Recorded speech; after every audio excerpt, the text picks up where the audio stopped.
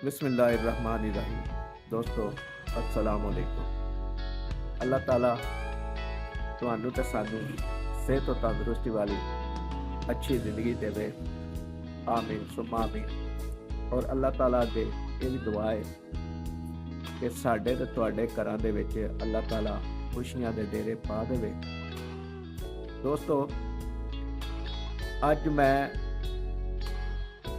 ਥੋੜੀ ਜਿਹੀ ਇਸ ਤਰ੍ਹਾਂ ਦੀ ਗੁਫ਼ਤਗੂ ਕਰਨੀ ਚਾਹੁੰਦਾ ਵਾਂ ਕਿ ਕਦੀ ਵੀ ਮੈਂ ਇਹੋ ਜਿਹੀ ਗੁਫ਼ਤਗੂ ਨੂੰ ਆਪਣਾ ਮੌਜੂ ਨਹੀਂ ਬਣਾਇਆ, ਲੇਕਿਨ ਅੱਜ ਦਿਲ ਕਰਦਾ ਹੈ ਕਿ ਇਹ ਗੁਫ਼ਤਗੂ ਤੁਹਾਡੇ ਨਾਲ ਥੋੜੀ ਜਿਹੀ ਸ਼ੇਅਰ ਕਰ ਲਈਏ।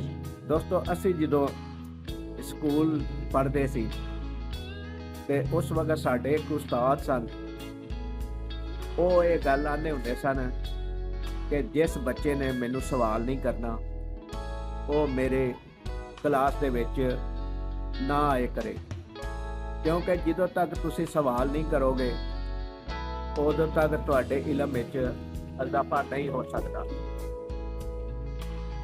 ਤੇ ਅੱਜ ਮੈਂ ਉਸੇ ਗੱਲ ਨੂੰ ਲੈਂਦਿਆਂ ਹੋਇਆਂ ਇੱਕ ਸਵਾਲ ਕਰਨ ਲੱਗਾ, ਉਹਦਾ ਮੈਨੂੰ ਤੁਸੀਂ ਜਵਾਬ ਦੇਣਾ ਹੈ ਕਿ ਸਵਾਲ ਮੈਂ ਸਹੀ ਕੀਤਾ ਹੈ ਕਿ ਗਲਤ ਕੀਤਾ ਹੈ। ਮਜ਼ਹਬੀ ਹਲਕਿਆਂ 'ਚ ਅਕਸਰ ਬਹਿਸ ਸੁਣਨ ਨੂੰ ਮਿਲਦੀ ਹੈ ਕਿ ਫਲਾਂ ਨੇ ਗਲਤ ਬੋਲ ਦਿੱਤਾ, ਫਲਾਂ ਨੇ ਗਲਤ ਬੋਲ ਦਿੱਤਾ, ਫਲਾਂ ਦੀਨ ਇਸਲਾਮ ਤੇ ਤਨਕੀਦ ਕਰਦਾ ਹੈ, ਫਲਾਂ ਬਜ਼ੁਰਗਾਂ ਤੇ ਤਨਕੀਦ ਕਰਦਾ ਹੈ।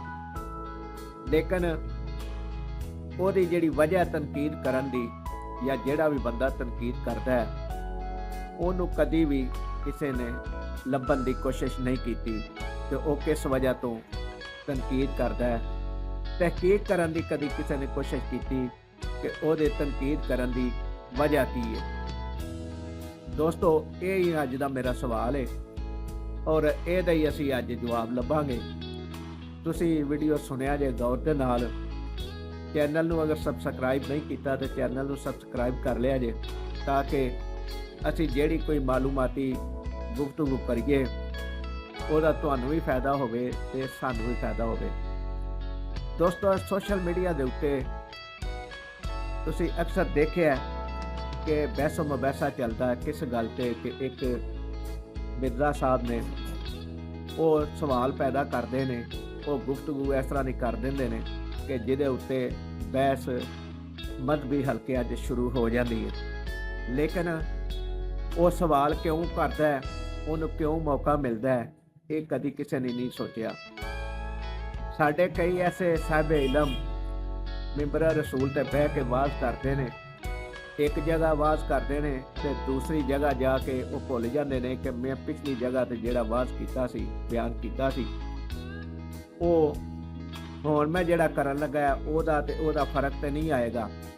ਕਿਉਂਕਿ ਅਕਸਰ ਮੈਂ ਦੇਖਿਆ ਸਾਹਿਬ ਇਲਮਾਂ ਨੂੰ ਕਿ ਸੁਣੀਆਂ ਸੁਣਾਈਆਂ ਕਿਸੇ ਕਹਾਣੀਆਂ ਸੁਣਾਉਂਦੇ ਨੇ ਔਰ ਅੱਗੇ ਬੈਠਣ ਵਾਲੇ ਜਿਹੜੇ ਸਾਡੇ ਵਰਗੇ ਅਨਪੜ੍ਹ, ਦੀਨ ਦੇ ਅਨਪੜ੍ਹ, ਉਹਨਾਂ ਨੂੰ ਉਹ ਕਿਸੇ ਕਹਾਣੀਆਂ ਸੁਣਾ ਕੇ ਤੇ ਮਹਿਜ਼ੂਜ਼ ਕਰਕੇ ਚਲੇ ਜਾਂਦੇ ਨੇ, ਵਾਹ ਵਾਹ ਕਰਕੇ ਚਲੇ ਜਾਂਦੇ ਨੇ। ਉਹਨਾਂ ਕੋਲੋਂ ਵੀ ਸੁਭਾਨ ਅੱਲਾ, ਮਾਸ਼ਾ ਅੱਲਾ ਦੇ ਨਾਰੇ ਲਗਵਾ ਕੇ ਦਾਦ ਲੈ ਕੇ ਚਲੇ ਜਾਂਦੇ ਨੇ। ਲੇਕਿਨ ਸਾਡੇ ਵਰਗੇ ਜਿਹੜੇ ਅਨਪੜ੍ਹ ਨੇ ਉਹ ਕਦੀ ਵੀ ਤਹਿਕੀਕ ਨਹੀਂ ਕਰਦੇ ਕਿ ਇਹਨੇ ਜਿਹੜੇ ਸਾਨੂੰ ਕਿੱਸਾ ਸੁਣਾਇਆ, ਕਹਾਣੀ ਸੁਣਾਈ ਹੈ, ਇਹ ਸੱਚੀ ਹੈ ਕਿ ਝੂਠੀ ਹੈ, ਇਹਦੀ ਵਜ੍ਹਾ ਤੋਂ ਦੀਨ ਇਸਲਾਮ ਨੂੰ ਫਾਇਦਾ ਹੋ ਰਿਹਾ ਜਾਂ ਨੁਕਸਾਨ ਹੋ ਰਿਹਾ, ਇਹ ਅਸੀਂ ਕਦੀ ਤਹਿਕੀਕ ਕਰਨ ਦੀ ਕੋਸ਼ਿਸ਼ ਨਹੀਂ ਕੀਤੀ, ਜਿਹਦੀ ਵਜ੍ਹਾ ਤੋਂ ਉਸ ਤਰ੍ਹਾਂ ਦੇ ਬੰਦੇ ਜਿਹੜੇ ਤਨਕੀਦ ਕਰਦੇ ਨੇ ਬਜ਼ੁਰਗਾਂ ਨੇ ਦੀਨ ਤੇ ਵੀ, ਔਰ ਕਈ ਐਸੇ ਮਸਲੇ ਪੈਦਾ ਕਰ ਦਿੰਦੇ ਨੇ ਕਿ ਜਿਨ੍ਹਾਂ ਦਾ ਕੋਈ ਸਿਰ ਪੈਰ ਹੀ ਨਹੀਂ ਹੁੰਦਾ, ਲੇਕਿਨ ਤਨਕੀਦ ਦਾ ਨਿਸ਼ਾਨਾ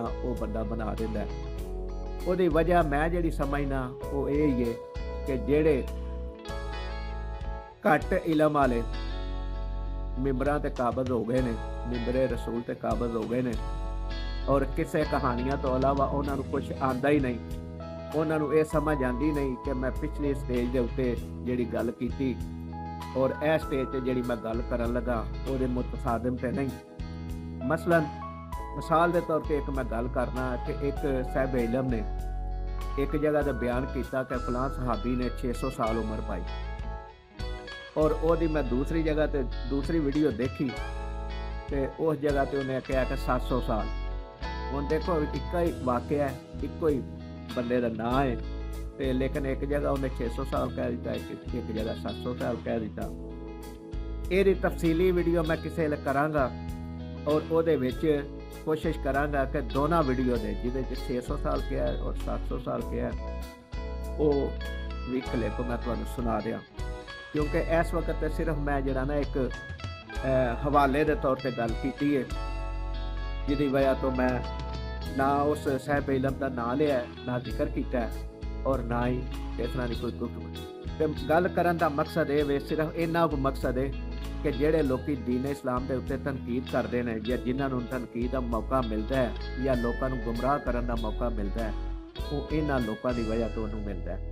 ਇਹ ਗੱਲ ਅਸੀਂ ਕਦੀ ਨਹੀਂ ਅੱਜ ਤੱਕ ਸੋਚੀ, ਕਿਉਂਕਿ ਮੈਂ ਵੀ ਤਨਕੀਦ ਦੇ ਹਵਾਲੇ ਨਾਲ ਇਹ ਗੱਲ ਨਹੀਂ ਕੀਤੀ। ਮੈਂ ਸਿਰਫ ਸਵਾਲ ਇਹ ਕੀਤਾ ਕਿ ਆਇਆ ਵਾਕਈ ਇਸ ਤਰ੍ਹਾਂ में अगर इस तरह है तो तुसी दोस्त ਜਿਹੜੇ मेरी वीडियो देख रहे हो कमेंट बॉक्स ਦੇ ਵਿੱਚ कमेंट लाजमी करिया जे और मेरी मालूमात ਵਿੱਚ इजाफा करिया जे ऐसा ही है या नहीं ऐसा, और अपनी राय का इजहार भी लाजमी करिया जे, जरूर दसिया जे, क्योंकि असी एक अपने इलम के इजाफे वास्ते एक कोशिश करनी है, वो असी करते रवांगे और करते रवांगे, क्योंकि साडा मकसद सिर्फ यही है कि साढ़े इलम में इजाफा हो। तनकीद का मकसद कभी नहीं और ना करांगे, क्योंकि तनकीद करनी हो अगर तो असी पहलू उन्होंने सारिया जिहड़ियां गुफ्तगू ने उन्होंने विचों नुक्स लभीए और फिर उन्होंने वीडियो क्लिप लाइए तो फिर जाके गल करिए। लेकिन साडा तनकीद करन दा मकसद नहीं है, साडा मकसद ये वे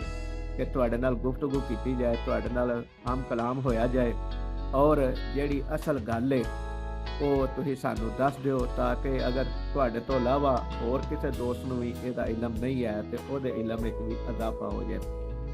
ਦੋਸਤੋ ਕਮੈਂਟ ਸੈਕਸ਼ਨ ਵਿੱਚ ਦੁਬਾਰਾ ਮੈਂ ਕਹਿ ਰਿਹਾ ਕਿ ਆਪਣੀ ਰਾਏ ਜ਼ਰੂਰ ਦਿਆ ਜੇ, ਤਾਂ ਕਿ ਸਾਡੇ ਤੇ ਤੁਹਾਡੇ ਇਲਮ ਵਿੱਚ ਇਜ਼ਾਫਾ ਹੋ ਸਕੇ ਔਰ ਜਿਹੜੇ ਦੋਸਤ ਇਲਮ ਨਹੀਂ ਰੱਖਦੇ ਉਹਨਾਂ ਦੇ ਇਲਮ ਵਿੱਚ ਵੀ ਇਜ਼ਾਫਾ ਹੋ ਜਾਏ। ਅੱਜ ਲਈ ਇੰਨਾ ਹੀ।